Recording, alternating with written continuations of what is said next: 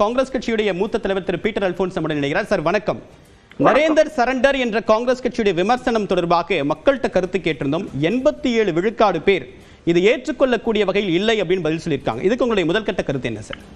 எனக்கு அந்த கணக்கெடுப்பு மேலே நம்பிக்கை இல்லை. நான் அதை தெரிவித்துக் கொள்ள ஆசைப்படுகிறேன்.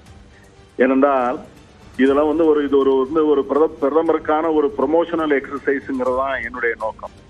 இன்னைக்கு சாமானிய மக்கள் இன்னைக்கு கேள்வி கேட்கிறாங்க, ஏன் ஆபரேஷன் சிந்தூர்னு நம்முடைய ராணுவத்தை அனுப்பி நம்முடைய ராணுவம் நடவடிக்கைகளுடைய உச்சத்தில் இருந்து பாகிஸ்தானை நிலைகுலைய செய்கின்ற நேரத்திலே ஏன் திடீரென்று நிறுத்தப்பட்டது?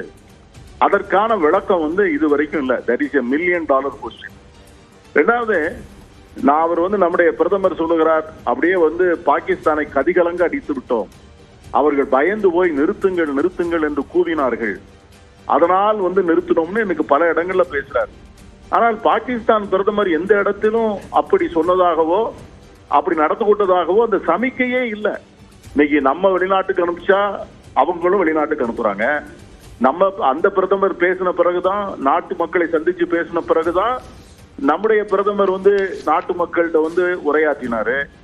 அவர் பாராளுமன்றத்திலே அவர் பேசுகிறார், பாராளுமன்றத்தில் உறுப்பினர்கள் கேட்கிற கேள்விகளுக்கு அவர் பதில் சொல்லுகிறார். ஆனால் நம்முடைய பிரதமர் இன்னும் பாராளுமன்றத்தை கூட்ட மறுக்கிறார். இந்த நாட்டுல உச்சபட்ச அதிகாரம் பாராளுமன்றம். நான் ஒரு தகவல் சொல்றேன். நீங்க சீன போர் உச்சகட்டம். இந்தியா அந்த போரில் வெற்றி பெறவில்லை.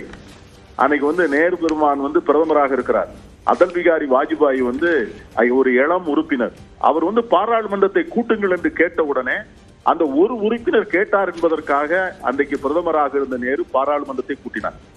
வாஜ்பாய் அவர்கள் கார்கில் முடிந்த உடனே ஒரு கமிட்டியே போட்டார். இந்த கார்கில்ல நடந்ததெல்லாம் சரியா அப்படின்னு சொல்லி ஒரு கமிட்டி போட்டு, அந்த கமிட்டியில யார் இருந்தான்னா இன்னைக்கு வெளியுறவுத்துறை அமைச்சராக இருக்கிற ஜெய்சங்கருடைய தகப்பனார் தான் அந்த குழுவிலே உறுப்பினராக இருந்து கார்கில்ல நடந்ததை பற்றி அறிக்கையை தயார் செய்து அது பாராளுமன்றத்தில் தாக்கல் செய்யப்பட்டு வாதத்திற்கு வந்தது. நம்ம இன்னைக்கு என்ன நினைக்கிறாங்கன்னா, பிரதமருடைய நடவடிக்கைகளை எதிர்கட்சிகள் கேள்வி கேட்டால் உடனே உங்களுக்கு எல்லாம் தேசப்பற்று இல்லை என்று சொல்லுகிறார். நான் கேட்கிறேன், மும்பையில ஒரு பெரிய அட்டாக் நடந்தது. தாஜ் ஹோட்டல்ல தீவிரவாதிகளை அட்டாக் பண்ணாங்க. அன்னைக்கு முதலமைச்சராக இருந்த நம்முடைய நரேந்திர மோடி அவர்கள் என்ன செய்தார்கள்? குஜராத்திலிருந்து பம்பாய் மும்பைக்கு அங்க செய்தியாளர்களை பார்த்து அவர் சொன்ன வாசகங்கள் எல்லாம் நீங்க திரும்ப போடுங்க. அதை போல காங்கிரஸ் பேசியிருக்கிறதா? இன்னைக்கு ஒரு கூட்டப்பட்ட சர்வகட்சி கூட்டத்துல கூட பிரதமர் கலந்து கொள்ளல. ஆனா இந்த நாட்டினுடைய மாநிலங்களவை எதிர்கட்சி தலைவரும் மக்களவை எதிர்கட்சி தலைவரும் 2 பேரும் பிரதான அங்கீகரிக்கப்பட்ட அத்தனை எதிர்கட்சியுடைய தலைவர்களும் அந்த கூட்டத்திற்கு போய் சேர்ந்து, பிரதமர் வரவில்லை என்றால் கூட பரவாயில்ல, எங்களை அவமானப்படுத்தியதற்காக கூட நாங்கள் இதை பொருட்படுத்தவில்லை, நாங்கள் முழுமையான ஒத்துழைப்பு தருகிறோம் என்று சொல்லி என்ன நடவடிக்கை வேண்டுமானாலும் எடுங்கள் அப்படின்னு தான் கேட்டேன். சரி, இன்னைக்கு அரசாங்கம் நீங்க என்ன சொல்றீங்க? ஒரு துணை முதலமைச்சர் என்ன சொல்றாரு?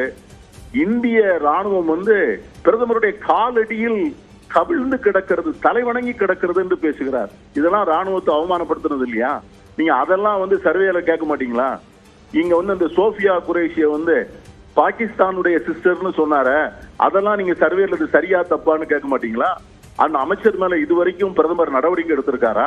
அது சரியா தவறான்னு நீங்க சர்வே எடுக்க மாட்டீங்களா? சர்வே ராகுல் காந்தி சொன்னதை மட்டும் தான் சர்வே எடுப்பீங்களா? என்ன சார் சர்வே? மக்கள் ரொம்ப தெளிவா இருக்காங்க சார். அதனால இந்த சர்வே முடிவுகளை நான் ஏற்றுக்கொள்வது. உங்களுடைய கருத்துக்களுக்கு மிக்க நன்றி திரு பீட்டர் அல்போன்ஸ்.